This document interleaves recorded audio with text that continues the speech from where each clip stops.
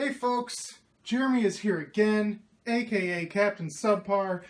I'm here with your toy reviews. As always, I have something new for you, something I just picked up from a friend of mine. What do we have here? Yes, we have the first ever Power Rangers movie figure for the new movie that's coming out in March. For those of you who don't know, this is a New York Comic-Con exclusive figure. We are going to open this, we are going to check it out. We're going to see what we think about this new figure. We're going to compare it to another figure, get our opinions on it, and just get a good look at this figure. My friend got this for me, because I'm stuck here in Michigan, and there ain't a whole heck of a lot going on here in Michigan. But got my friend Will, shout out to Will, he got this for me. He's in New York, sent this my way. I really appreciate it. This figure retailed for $40 at the Comic-Con, which is, it's a pretty standard rate. It was the same rate as the Megazord, the Legacy Megazord figure that was, cobbled together with all the black and gold figure that I reviewed from PMC. And this looks like this is pretty much the standard packaging now for the more high-end figures, those sort of legacy figures, if you will. So, and it looks like that's what they're going to go for the movie figures as well. I believe, if I'm not mistaken, that they're going to have two lines of the movie figures. They're going to have this one, this height, the more legacy, fancy ones, and then they're going to have the more standard ones that you would get for like your Dino Charge figures. So it'll be two price points. I'm guessing like the regular ones will be like $20. I mean, these ones will be like $20 in the store, and the smaller ones will be more closer to the $10 range, I'm thinking. But anyway, this is our first figure for the movie.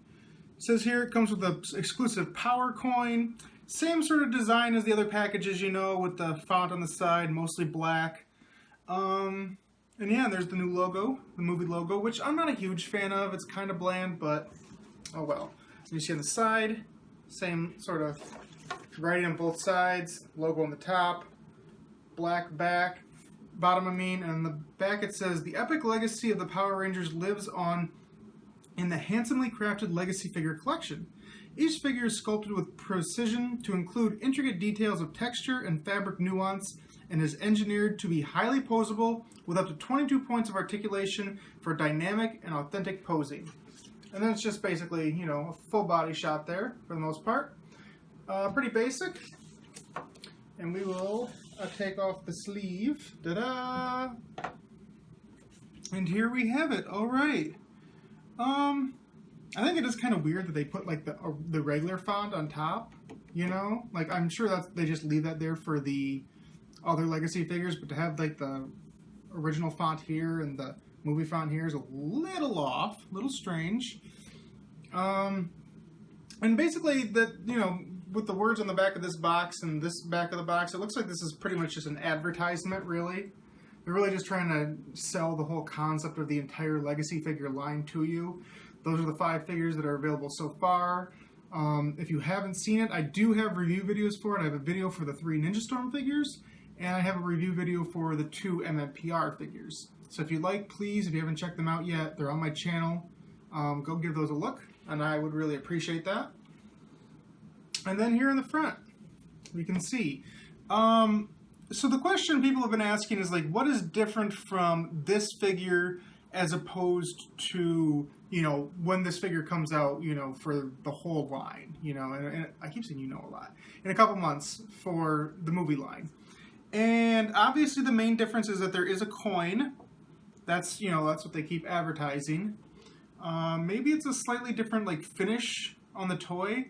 I know that there was a San Diego Comic-Con version of the regular Red Ranger, and that came with the Power Sword for the Megazord. And I believe the figure itself was a little shinier, more translucent than the regular figure. So it's probably something similar to that. And unfortunately, I didn't get that figure. If anybody has the San Diego Comic-Con Red Ranger figure, and you think you could hook me up, I'm cool. Throwing that out there. Yeah, let's open up this bad boy, take a look at it, see what we think. I think I have a hair in my mouth. Ah, so excited. Got myself some Power Rangers. And if you haven't listened to the No Pink Spandex episodes that we recorded talking about the movie and all the news that's trickled out leading up to it, my overall opinion on the suits is that they're okay. They're not great. They're not. I don't think they're as awful as people say they are. I do get the Iron Man comparison. That's somewhat fair. The helmets, I think they're not very much distinguished from each other, the 5 of them, which is a little disappointing. I'm not sure about the glowing chest as their way of representing the diamond. My biggest issue was that when you have a suit that has so many details like that, you really have to show them on the figure. You know, you really have to make them obvious through sculpts and through paint applications, because otherwise it can end up looking like a bit of an amorphous blob. But, you know, I'm very much in the middle, which I'm sure infuriates everybody, because everybody seems to either love them or hate them. And I'm going to sit on the fence. Let's see, nothing in here, nothing else in the box, just the regular old lightning bolt that you know and you love. Here's our figure. Here's the sword. Now, this was very confusing to a lot of fans, because when they first showed an advertisement for the figure that was going to be available at New York Comic Con, they had a very close-up, detailed look of the weapon, but it's the weapon that's actually in the movie, not the toy version of it. So it looked amazingly detailed, and people thought, oh, we're going to get the weapon as a toy. And then they're like, no, it's going to be part of the figure, but it's going to look really cool. And in actuality, it's part of the figure, but it's, you know, it's very much a basic weapon. It's very odd, you know, because it doesn't really look like a sword. It looks more like a fang or a talon, you know. It's just a very triangular, just some translucent blue. It does have ridges on it, little handle down there. But overall, it's not super detailed, which is a little disappointing. But here's the big thing. It's supposed to make this figure unique, is the power coin. Okay, it's kind of neat. It's definitely it's a translucent red. It's hard. It might be hard for you to tell, but it's actually pretty oval. You know, pretty rounded. Not oval. I mean, it's round. Yeah, rounded. Pretty rounded. You know, like a macaroon, I guess would be the best way to say it. But you can see the insignia of the Tyrannosaurus inside it. It actually looks pretty neat. You know, God, stop saying you know today, Jeremy. But I like it. I like it well enough. It's not an amazing thing. It's not something you absolutely have to have. I don't even know if this is going to actually go into the Morpher when it's released as a toy, but it's just a neat little item. Nothing, you know. Nothing too fancy. And we will get to the main figure now. There's a couple of little attachments I need to knife off. One. Be careful you don't scratch your figure when you do this. Some people like to use tweezers. Maybe this one I should go from behind here. Got it. All right. Come on out, Jason. Come on out, Dacry. Come out. Dacry, whatever you want to call him. And let's check him out. All right, very much the same type of articulation as a regular Legacy figure. There's a decent amount of detail. I see some nice little swervy lines in the Morpher. I actually see some paint applications on the back. It's not fully painted, but it's more than I would expect normally with a figure. So that's nice. Fully painted on the wrist there. I think it's a solid paint job. It's hard to really say 100% for sure until you can actually look at a costume longer than brief little previews that we've seen.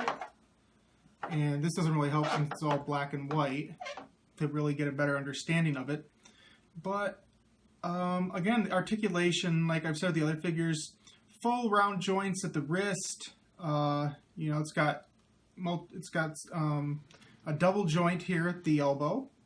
It's got a full round joints at the arm, at the shoulder, full round joints at the leg. It's got a pivoting joint here, double articulation at the knee, and a nice articulation at the foot too. So, and then the neck goes back and forth and a little bit around. So it's pretty standard, I would say. It's not blowing you away with like crazy figure arts positions, but it's a pretty solid figure. And it looks like it's probably better to, I don't know, is this a left-handed sword or right-handed? I guess we'll go right-handed just because most figures tend to be right-handed, and as a left-handed person, I don't like that. But yeah, so there he's got his sword action. And of course, let's just do a little comparison. We've got a OG Jason here. This is the Jason from this new Legacy line as well. So obviously they're going to be, all the articulation is in the same spots. They're the same height. You know, there's a lot of similarities to them, at least in the way they're composed. Obviously they look different. This is a more translucent, darker red, and it has some more shine to it, I would say. But overall, you know, oh, look at it. Oh, hey, new Jason, you're going to take the world by storm, and your movie's going to be amazing, and Lionsgate is going to be super happy, and they're going to forget all about Divergent.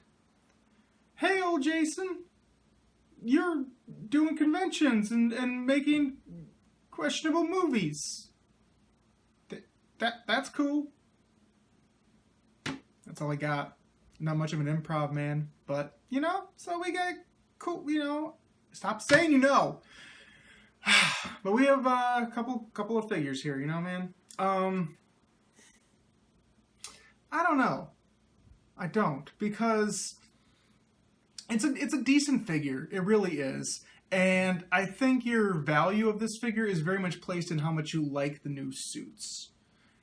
For $40, is it worth $40? No. Is it worth $20?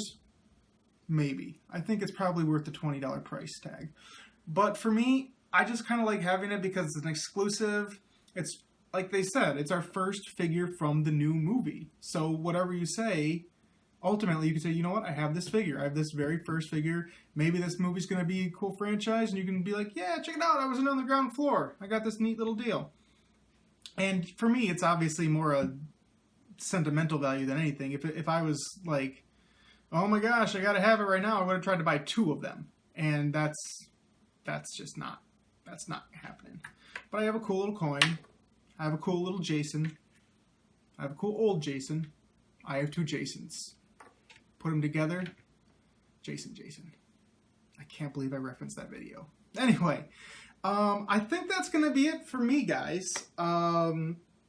As always, like this video if you liked it. Comment if you have any. Oh, Jason down! Jason down! Call Bryan Cranston. Oh, okay. Stay up, Jason. What was I saying? Like this video if you like it. Comment if you have any comments. Subscribe to this channel if you haven't subscribed before. Share this video with any of your friends or family or acquaintances who like Power Rangers or toys or movies or nonsense or this ugly mug right here. Whatever you want to do, that helps me a lot. I will be back very soon with another unboxing of some sort. Who knows what it is? Some more lists, some more countdowns, some more random videos. That's what I'm here for. I appreciate you guys coming. It really means a lot to me. I will see you soon with another video. This is Jeremy, aka Captain Subpar, signing off, saying I am going to be king of the geeks. Look.